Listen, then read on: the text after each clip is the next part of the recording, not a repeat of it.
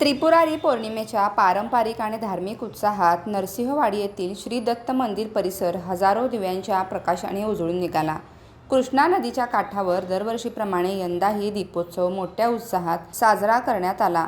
पहाटेपासूनच भाविकांची मोठी गर्दी परिसरात केली होती.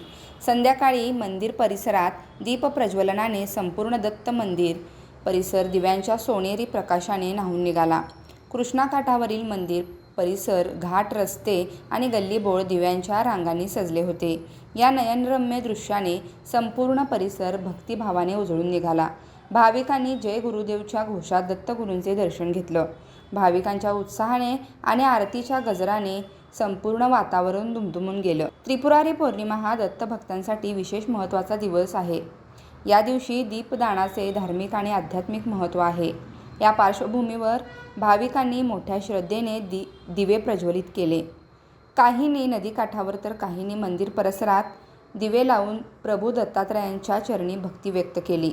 या दीपोत्सवामुळे नरसिंहवाडी परिसरात दिवसभर उत्साही वातावरण होतं. स्थानिक ग्रामस्थांनी तसेच भाविकांनी मिळून स्वच्छता, शिस्त आणि भक्तिभाव यांचा सुंदर संगम साधला. त्रिपुरारी पौर्णिमेच्या या सोहळ्यामुळे नरसिंहवाडीतील कृष्णा काठ पुन्हा एकदा भक्तीच्या प्रकाशाने उजळून निघाला. नागरिक, महिला मंडळी, युवक आणि बालकांनी या दीपोत्सवात मोठ्या संख्येने सहभाग घेतला. न्यूज मराठी 24 साठी विनोद शिंगे, कोल्हापूर.